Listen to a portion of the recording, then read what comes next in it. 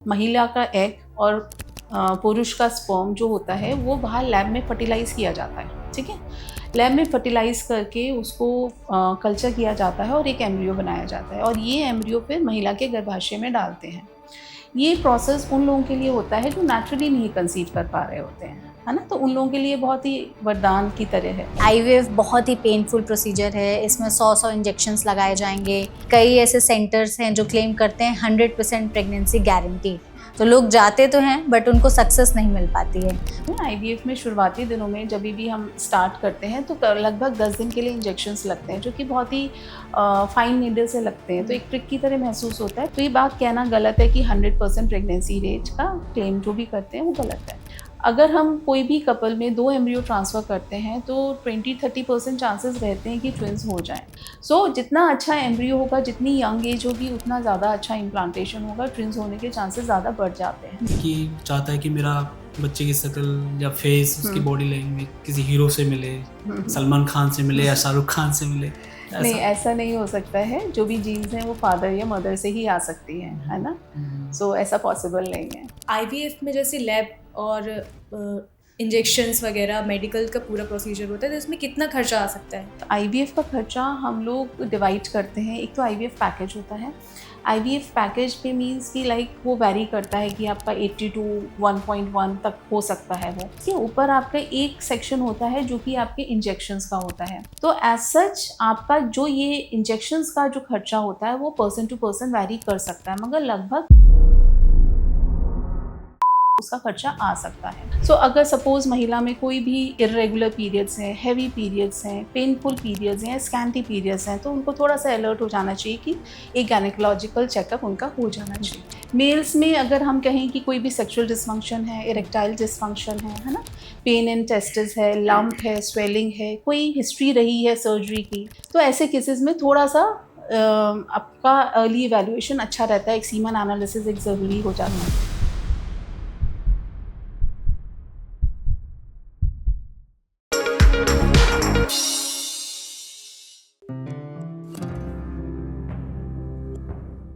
India में आज के समय में इनफर्टिलिटी के केसेस बहुत ही तेजी से बढ़ रहे हैं। स्टडी की माने तो हर 6 में से 1 कपल जो है वो इनफर्टिलिटी से जूझ रहे हैं, जिसके पीछे बहुत से कारण हो सकते हैं।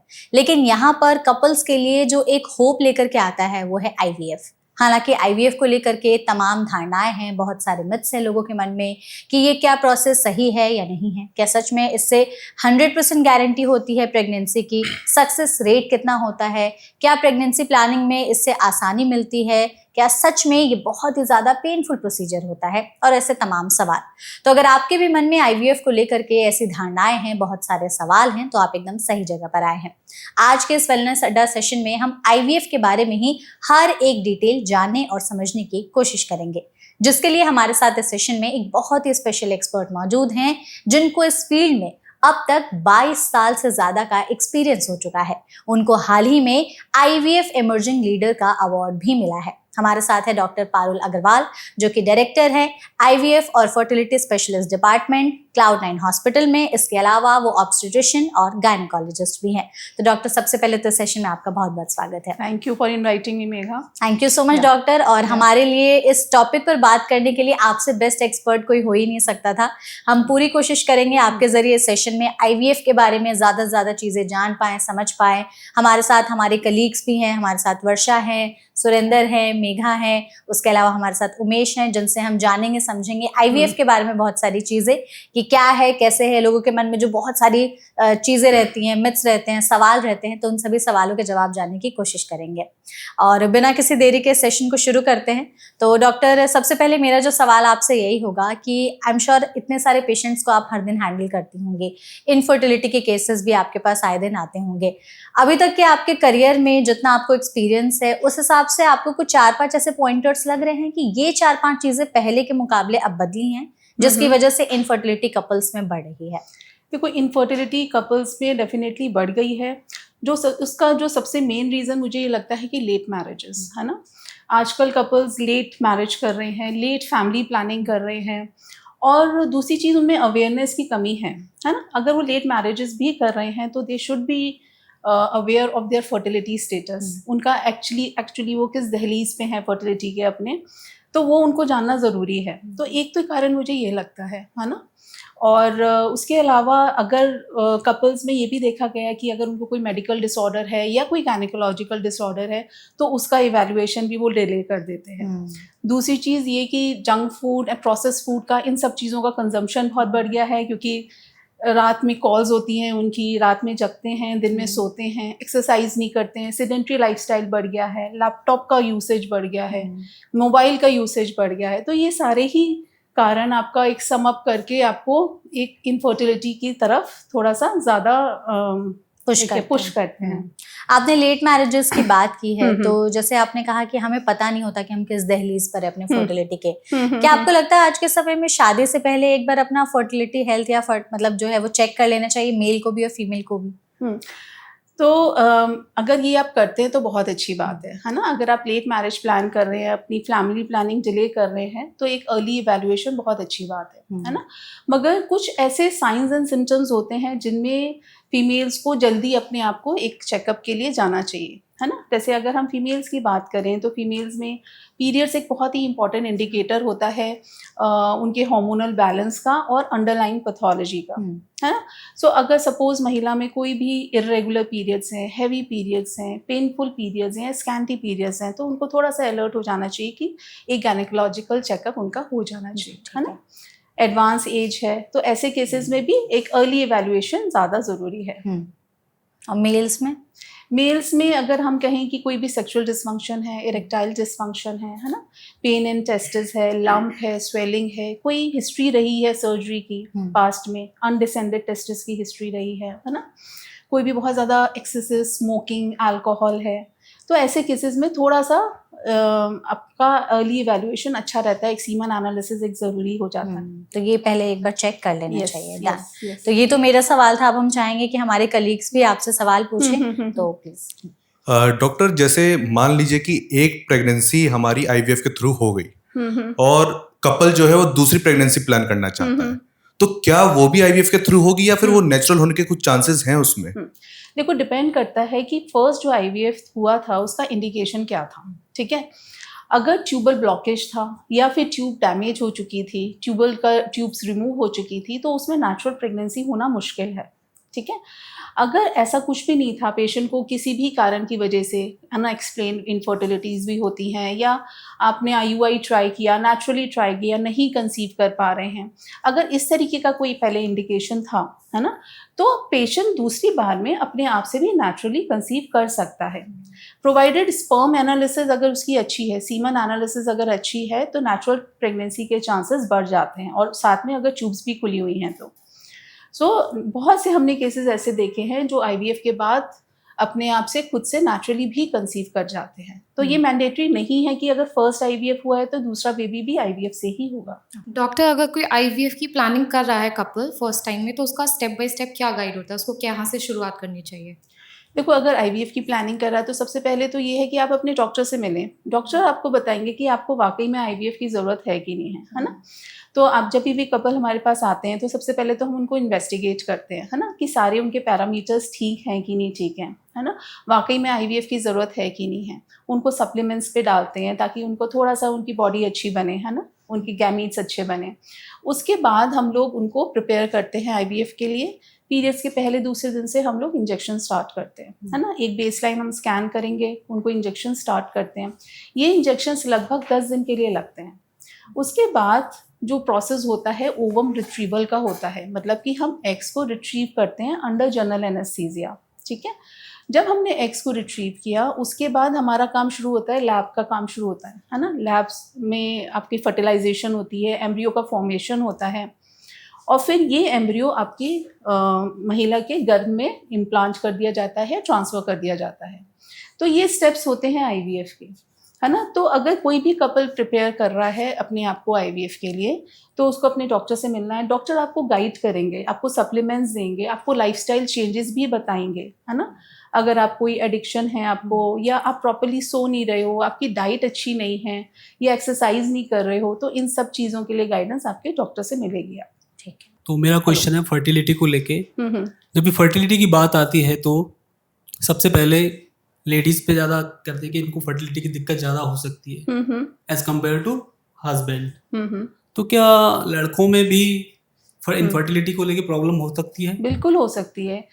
मेल्स भी इक्वली रिस्पॉन्सिबल हैं जितनी फीमेल्स रिस्पॉन्सिबल हैं। अगर हम स्टैटिस्टिक्स देखें, जैसे मेघा ने कहा था कि हर 6 कपल में से एक कपल इनफर्टिलिटी फेस कर रहा होता है, ऐसे ही अगर हम वर्ल्ड वाइड देखें तो 17% रिप्रोडक्टिव कपल्स आपके इनफर्टिलिटी को फेस कर रहे हैं। इसमें से 30 to 40% फीमेल्स रिस्पॉन्सिबल हैं और इक्वली मेल्स भी उतना ही रिस्पॉन्सिबल हैं, 30 to 40%, है ना। तो मेल्स में भी बहुत सारे इश्यूज हो सकते हैं, है ना। सबसे पहले तो ये है कि कोई इरेक्टाइल डिसफंक्शन तो नहीं है ना, सेक्सुअल डिसफंक्शन तो नहीं है, लो सीमन वॉल्यूम तो नहीं है, ड्राई इजैकुलेट तो नहीं है ना।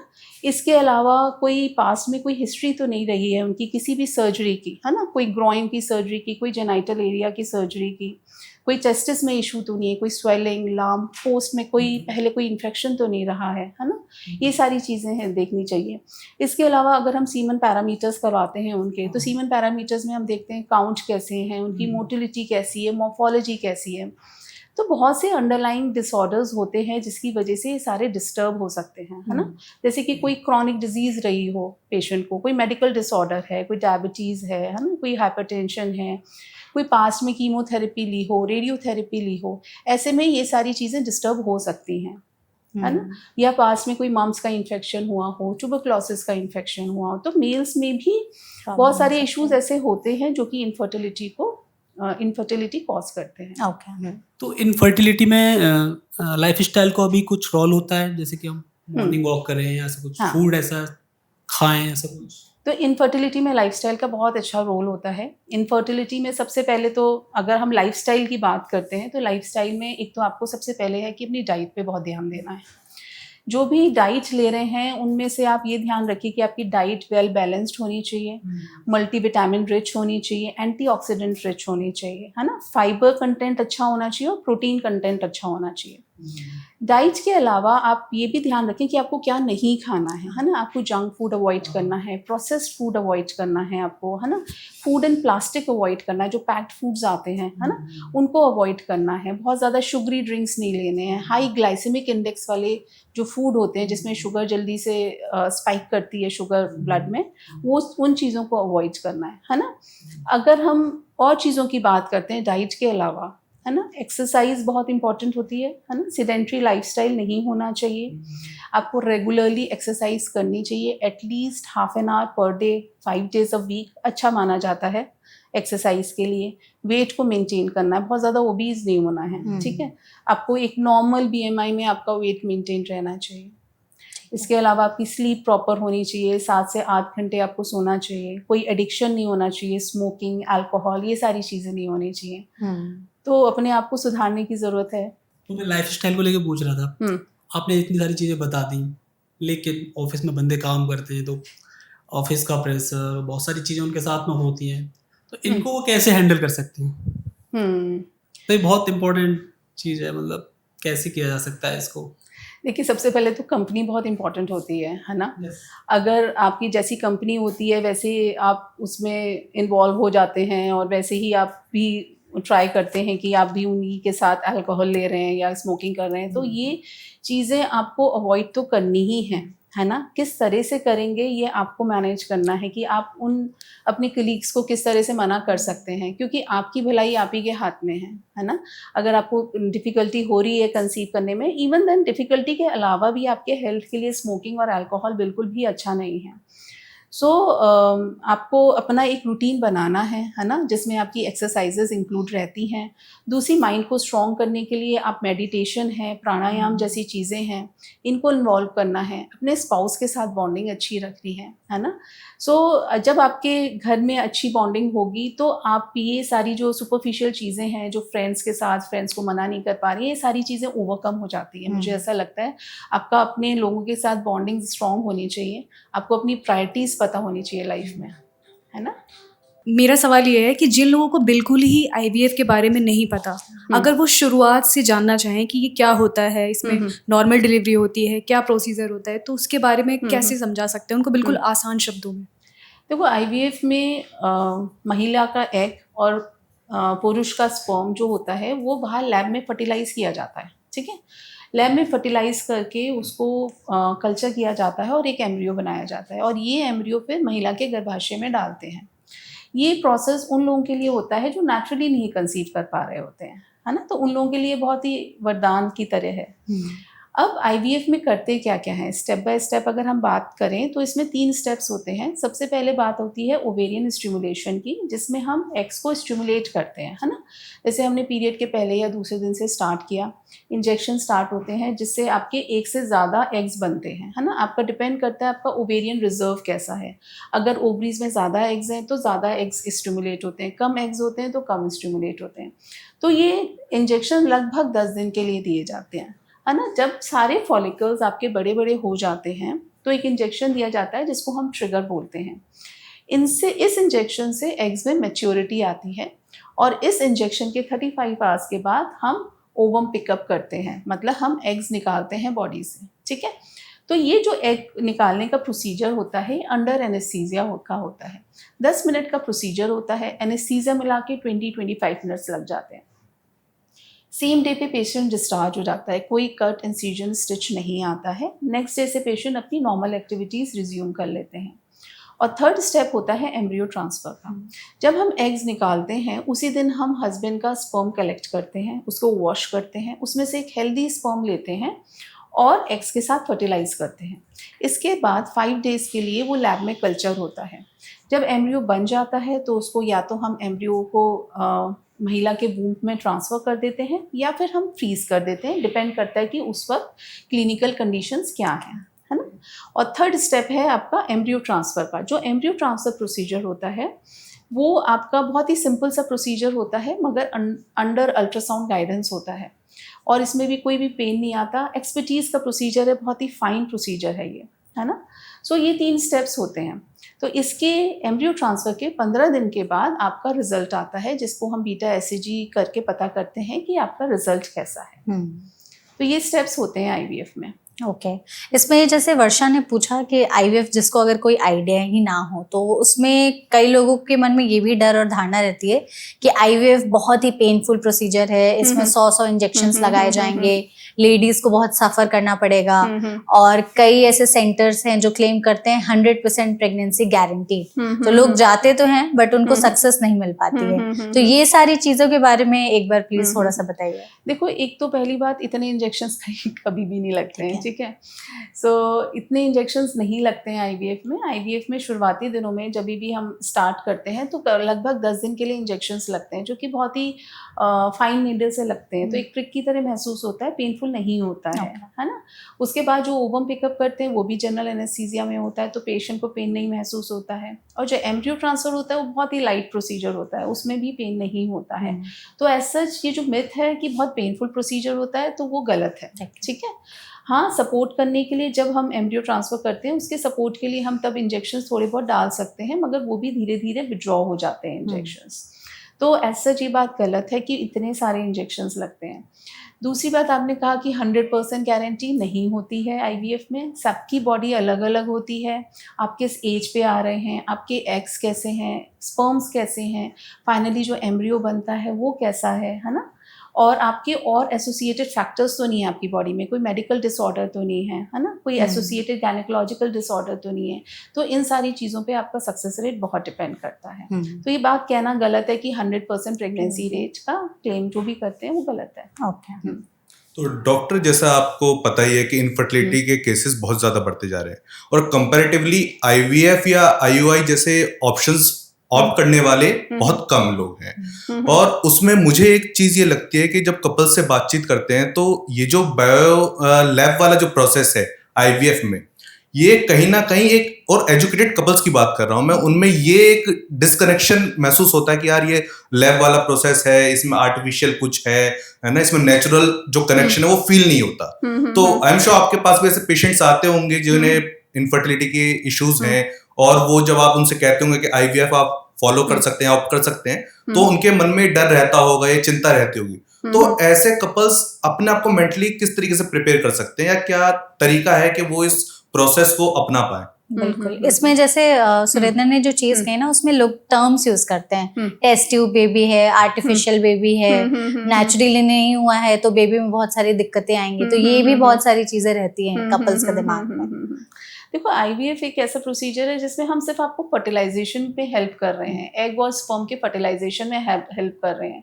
स्पर्म भी आपका है, एग भी आपका है, तो एज सच उसमें कोई ऐसी चीज़ नहीं है कि हम जो प्रोसेस बॉडी में होना चाहिए था, जो फर्टिलाइजेशन बॉडी में हो नहीं पा रही थी, वही चीज़ हमने आपको बाहर करके दी है।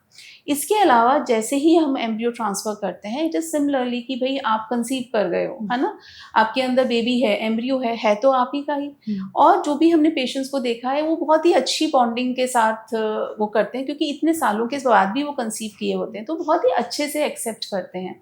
ऐसा नहीं है, आईवीएफ का एक्सेप्टेंस बहुत अच्छे से बढ़ रहा है, लोग एक्सेप्ट कर रहे हैं, अपने आप को भी एक्सेप्ट कर रहे हैं, अपनी कमियों को एक्सेप्ट कर रहे हैं, और नेचुरली नहीं कंसीव कर पा रहे हैं तो वो अप्रोच कर रहे हैं डॉक्टर्स को।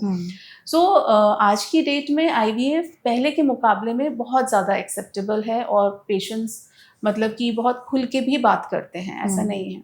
मतलब जो टैबू है उसके अराउंड में वो पहले से आपको लगता है कम है, ऐसा नहीं है कि टेबू नहीं है, मगर पहले के मुकाबले में पेशेंट्स आजकल ज़्यादा ओपन है इस चीज़ के लिए। और जो लोग ये सारी चीज़ें कहते हैं कि टेस्ट ट्यूब बेबी, और ये धारणाएं रहती हैं कि अगर आईवीएफ से बच्चा हो रहा है तो शायद वो ऑटिस्टिक हो सकता है, डाउन सिंड्रोम हो सकता है उसको, इवन लोग कहते हैं कि ट्विंस ही पैदा होंगे आईवीएफ से। नहीं, ऐसा नहीं है।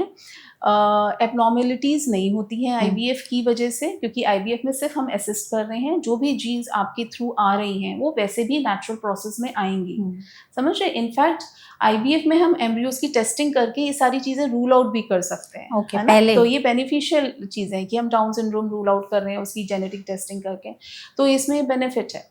सो आईवीएफ में ट्विंस या ट्रिपलेट्स होना, है ना, ये तब होता है जब एक से ज़्यादा एम्ब्रियोज ट्रांसफ़र होते हैं, ठीक है।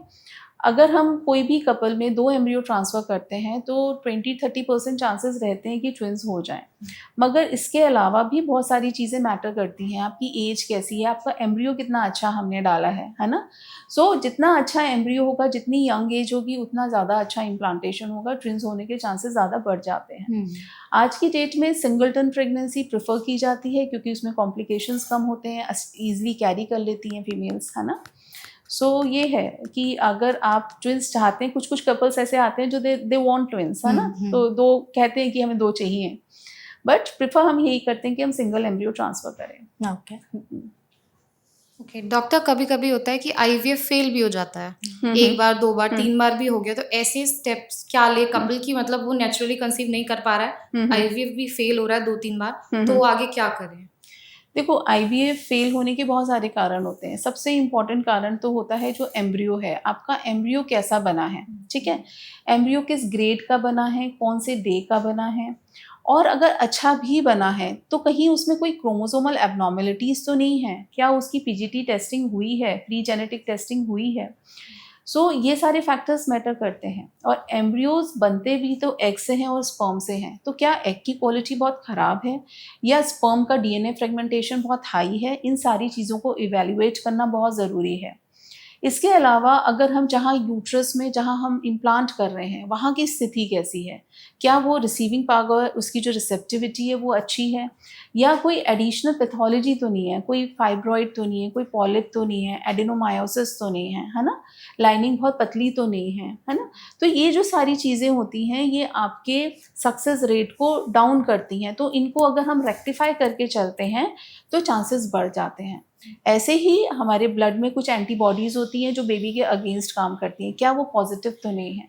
तो हमें एक थरो इवैल्यूएशन करना चाहिए पेशेंट का कि कहाँ पर आईवीएफ क्यों फेल हो रहा है, क्या गैमीट्स की क्वालिटी इशू है, या अच्छा एम्ब्रियो नहीं बन पा रहा है, या कोई यूट्राइन पैथोलॉजी है जिसकी वजह से वो इम्प्लांट नहीं हो पा रहा है, हाँ, या कोई क्रॉनिक मेडिकल डिसऑर्डर है जो कि कंट्रोल में नहीं है। तो ये सारे थरो इवैल्यूएशन से हमें एक आंसर मिलता है कि हमें एक फर्दर इस पेशेंट के लिए कैसे अप्रोच करना चाहिए। जो फेलियर की बात है तो रियलिस्टिकली मतलब कितने अटेम्प्ट तक हम ट्राई कर सकते हैं अगर आईवीएफ बार बार फेल हो रहा है तो, और एक बार जैसे फेल हो गया तो फिर दूसरे आईवीएफ के लिए हम कितने टाइम के बाद ट्राई कर सकते हैं? देखो ऐसा नहीं है कि आईवीएफ हम बार बार ट्राई नहीं कर सकते, मगर सबसे अच्छी बात ये होती है कि अगर आप आईवीएफ फेल हुआ है तो आपका क्यों हुआ है, इसको इवैल्यूएट करना बहुत ज़रूरी है और अपने ट्रीटमेंट प्लान में आपको चेंजेस लाने बहुत ज़रूरी है ताकि सेकेंड अटेम्प्ट में हो जाए, है ना, कि आपका फर्स्ट अटेम्प्ट में अगर जो भी कमियां थी वो आप सेकेंड अटेम्प्ट में आप इम्प्रूव करते हैं, है ना। अगर एम्ब्रियो अच्छा था, उसकी जेनेटिक टेस्टिंग नहीं हुई है तो आप उसकी जेनेटिक टेस्टिंग करके देखते हैं कि अंदर से वो नॉर्मल है कि नहीं है। कहीं कपल्स की तरफ से तो कोई क्रोमोसोमल एबनॉर्मलिटीज़ नहीं आ रही हैं, कैरियोटाइपिंग होती है, कहीं बॉडी में कोई एंटीफॉस्फोलिपिड एंटीबॉडीज़ तो पॉजिटिव नहीं है ना, यूट्रस में कोई इन्फेक्शन तो नहीं है ना। तो ये सारी चीज़ें जब हम इवैल्यूएट करते हैं तो हमें बहुत ज़्यादा फिर ऐसा नहीं है कि हमें बार बार आईवीएफ करने की ज़रूरत पड़ रही है। तो हमें रेक्टिफाई करना है जो प्रॉब्लम कॉज कर रही है फेलियर को, है ना। मगर आप जा सकते हैं आईवीएफ के लिए, ऐसा नहीं है कि आप अटेम्प्ट्स नहीं ले सकते, मगर रेक्टिफाई करना बहुत ज़रूरी है, करेक्ट करना बहुत ज़रूरी है उन प्रॉब्लम्स को, तभी रिजल्ट मिलेगा। कितने टाइम के बाद फिर दोबारा ट्राई करें हम? आप कर सकते हैं दोबारा उन चीज़ों को, आप चीज़ें ठीक करने के बाद आप इमीडिएटली भी जा सकते हैं, इमीडिएट भी जा सकते हैं। ओके, कोई इशू नहीं है उसमें। तो डॉक्टर आफ्टर मैरिज और बेबी कंसीव नहीं हो पा रहा है तो फिर हमें डॉक्टर से कब कंसल्ट करना चाहिए, किस टाइम पे करना चाहिए, तो इसके बारे में कुछ बताओ। अच्छा, देखो कोई भी कपल है, यंग कपल है, less than 35 years of age जिनकी होती है, अगर कोई भी सेक्सुअल डिसफंक्शन नहीं है, कोई मेडिकल डिसऑर्डर नहीं है, कोई गायनेकोलॉजिकल डिसऑर्डर नहीं है, तो वो नेचुरली 1 साल तक ट्राई कर सकते हैं। अगर 1 साल के बाद भी अगर कंसीव नहीं हो रहा है तो उन्हें अपने डॉक्टर से मिलना चाहिए, ठीक है। अगर ये ज़्यादा है, 35 ईयर्स से ज़्यादा है, तो हमें बहुत लंबा वेट नहीं करना, 1 साल का वेट नहीं करना, हमें 6 मंथ्स पे ही अपने डॉक्टर को दिखाना है, ठीक है।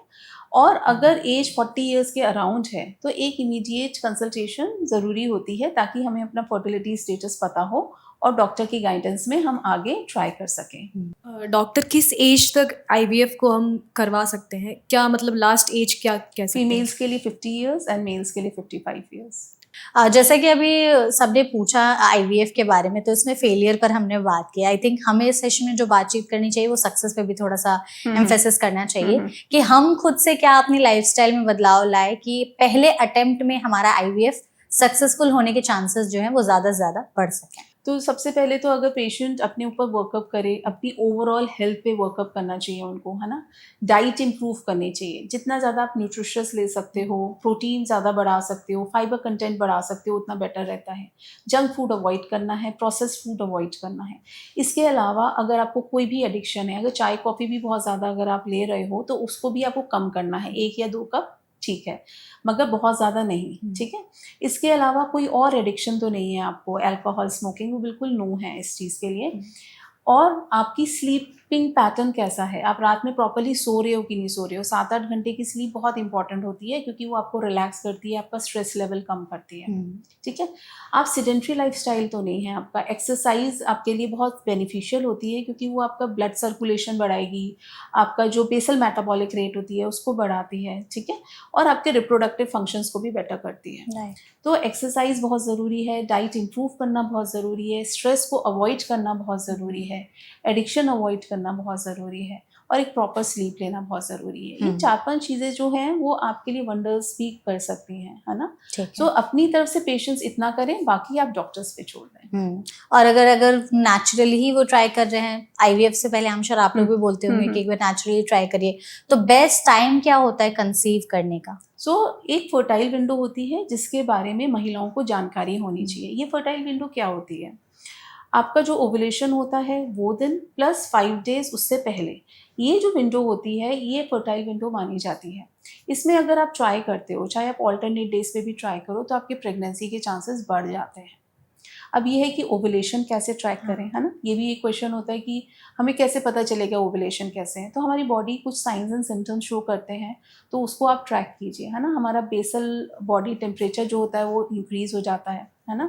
हमारा जो वजाइनल डिस्चार्ज होता है वो थिन और स्ट्रेची हो जाता है, स्पॉटिंग हो सकती है, पेन हो सकता है, ब्रेस्ट टेंडरनेस हो सकती है। इसके अलावा ओवुलेशन प्रेडिक्टर किट्स आती हैं जो कि आपको हेल्प कर सकती हैं बताने में कि आपका ओवुलेशन कब हो रहा है। और अगर आपकी साइकिल्स रेगुलर हैं तो 14 days prior to the succeeding cycle हम एक्सपेक्ट करते हैं कि उसके अराउंड ओवुलेशन होगा।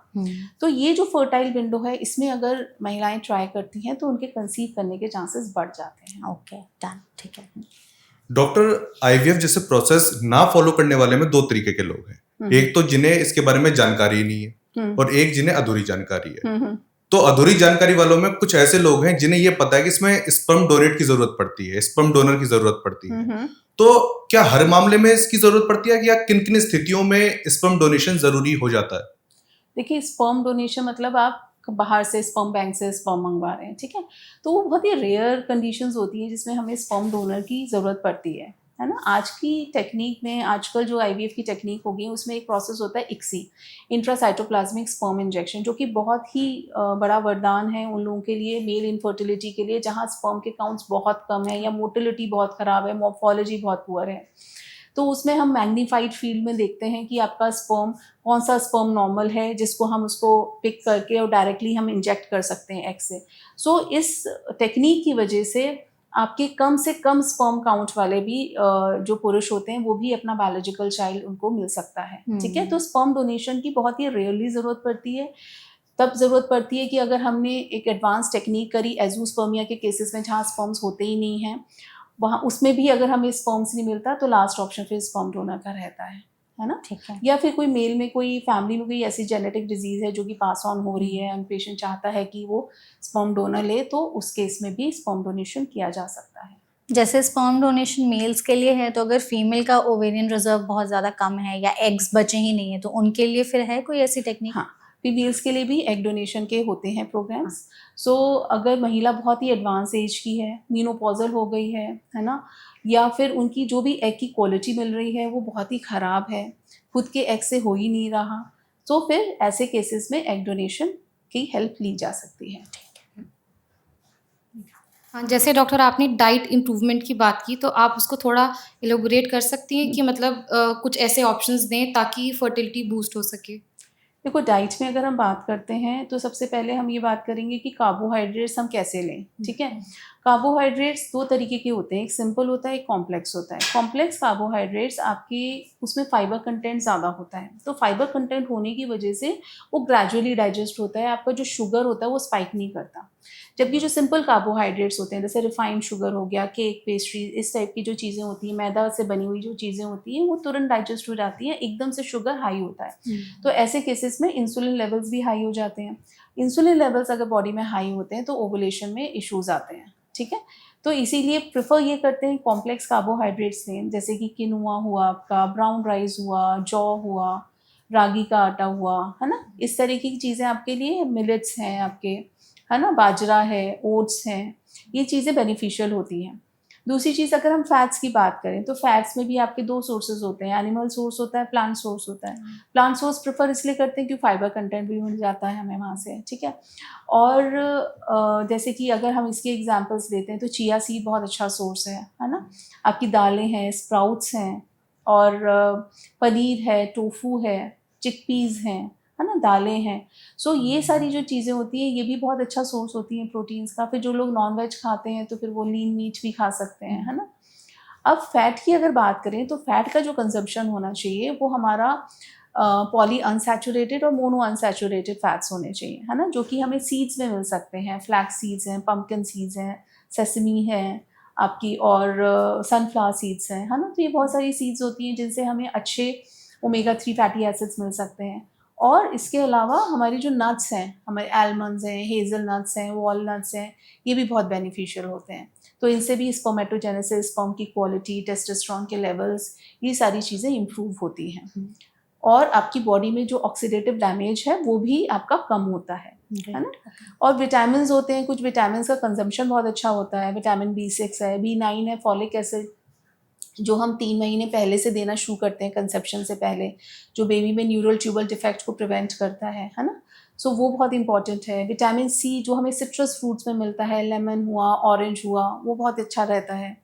इसके अलावा आपका विटामिन D बहुत इंपॉर्टेंट है ना। विटामिन D आपके सन, मतलब कि आपके सन एक्सपोजर से मिल सकता है, आपको एग योक से मिल सकता है, फोर्टिफाइड फूड से मिल सकता है। तो ये सारे विटामिन्स आपकी रिप्रोडक्टिव हेल्थ में आपको हेल्प करते हैं, आपके गैमीट्स की क्वालिटी बढ़ाने में अच्छा करते हैं, टेस्टोस्टेरोन लेवल्स को भी बेटर करते हैं, है ना।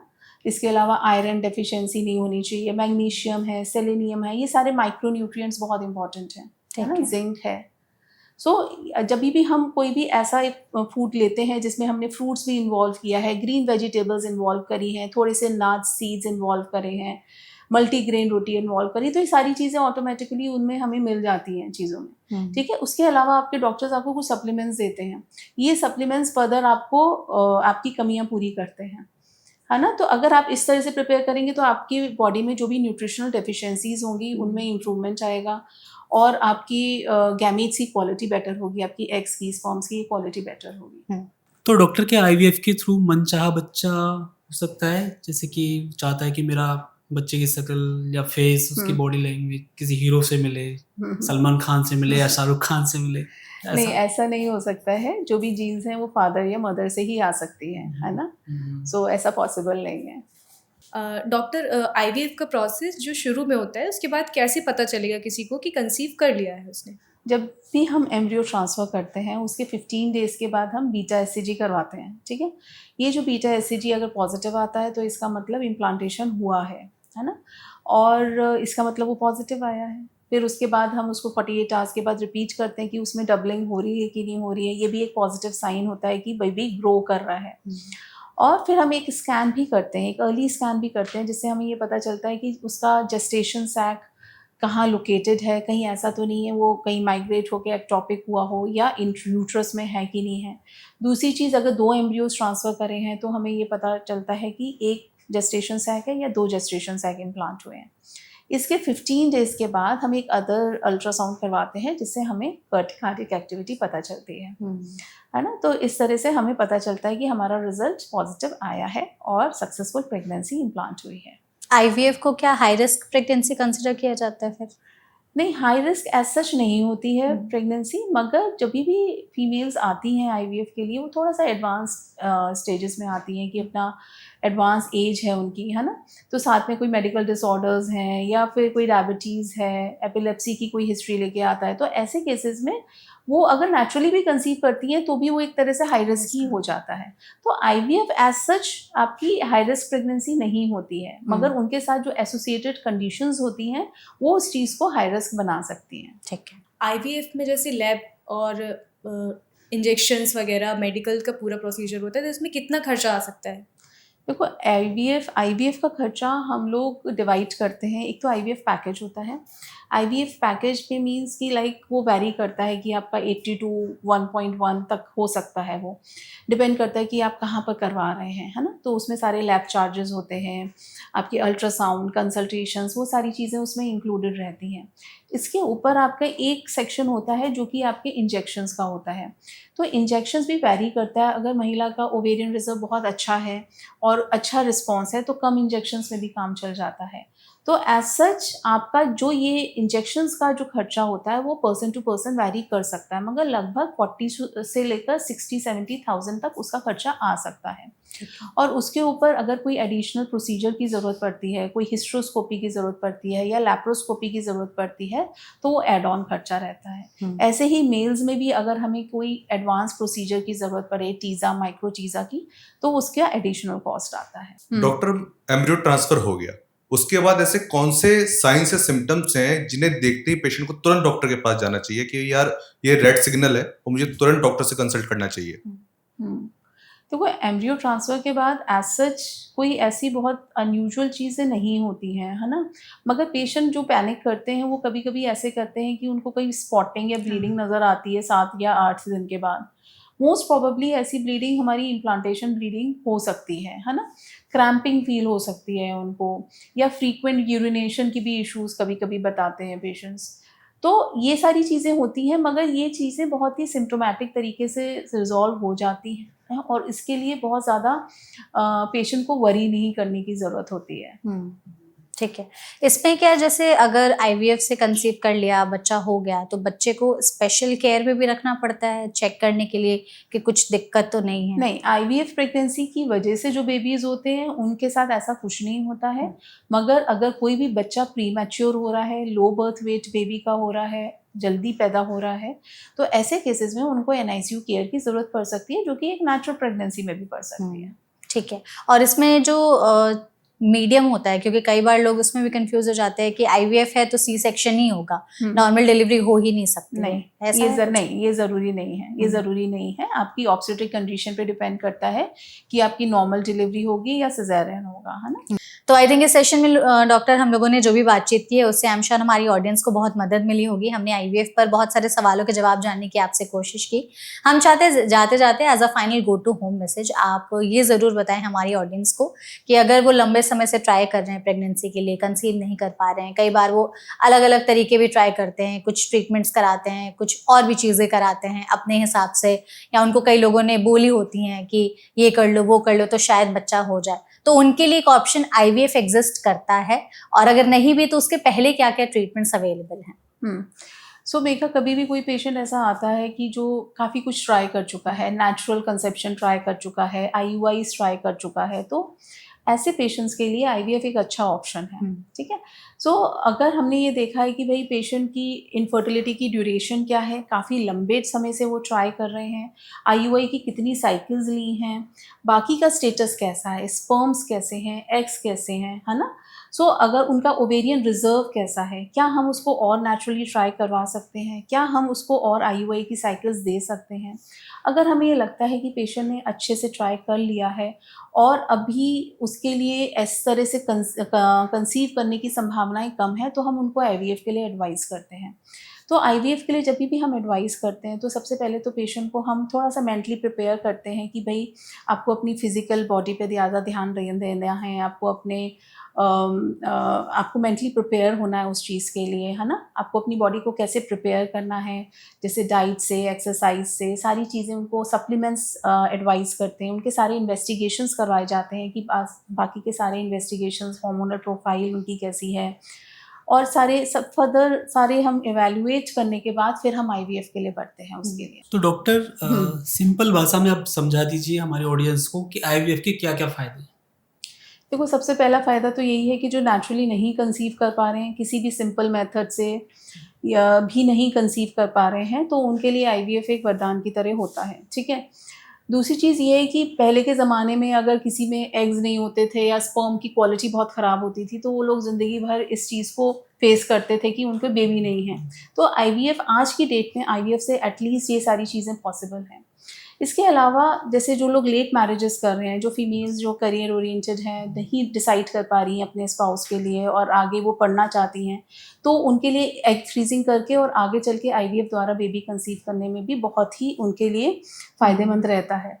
और कुछ फैमिलीज़ ऐसी होती हैं जिनमें जेनेटिक इश्यूज़ होते हैं, तो ऐसे केसेस में हम एम्ब्रियो बना के और उनकी प्री इम्प्लांटेशन जेनेटिक टेस्टिंग करके भी एक्सक्लूड कर सकते हैं कि कौन सा बेबी एबनॉर्मल है और कौन सा बेबी हमें इम्प्लांट करना चाहिए, ताकि वो जेनेटिक डिजीज़ आगे ना बढ़े, है ना। तो ये सारे फ़ायदे होते हैं आईवीएफ के लिए। वैसे भी आईवीएफ का सक्सेस रेट बहुत अच्छा है। एक ही बार में आपका एम्ब्रियो बन के हम इम्प्लांट करते हैं, तो उसके चांसेस बहुत अच्छे रहते हैं। तो आई थिंक सेशन में हम लोगों ने जो भी बातचीत की है डॉक्टर से, आई एम श्योर हमारी ऑडियंस को आईवीएफ के बारे में ज़्यादा से ज़्यादा चीज़ें जानने समझने को मिली होगी। हमारे कलीग्स ने भी बहुत से ऐसे सवाल पूछे जो कई बार लोग पूछना तो चाहते हैं बट वो पूछ नहीं पाते, इसलिए हमने भी इस सेशन को ऑर्गेनाइज किया है सो दैट आईवीएफ, इनफर्टिलिटी के बारे में आज के टाइम पर जो भी चीज़ें लोगों के मन में धारणाएं बनी हुई हैं, बहुत सारे मिथ्स आपने भी बस्ट किए उससे रिलेटेड, तो आई एम श्योर ये सेशन उनके लिए भी बहुत ज़्यादा फ्रूटफुल और यूजफुल रहा होगा, और आई होप आपने भी इस सेशन को एंजॉय किया होगा डॉक्टर। या thank you so much. Thank you so much हमारे साथ जुड़ने के लिए डॉक्टर, और thank you so much to all of you कि आप सब हमारे साथ जुड़े और ऑडियंस के बहुत सारे सवालों को भी आपने पूछा। एंड ऐसी और भी वीडियोस के लिए आप एनबीटी लाइव को ज़रूर फॉलो और सब्सक्राइब करिएगा। इसके अलावा भी अगर आपके मन में आईवीएफ से रिलेटेड या फिर फर्टिलिटी से रिलेटेड कोई और सवाल है तो कमेंट सेक्शन के जरिए आप हमसे पूछ सकते हैं। हम पूरी कोशिश करेंगे एक्सपर्ट के जरिए उन सभी सवालों के जवाब देने के। ऐसे और भी वीडियोस के लिए देखते रहिए एनबीटी लाइव। Thank you.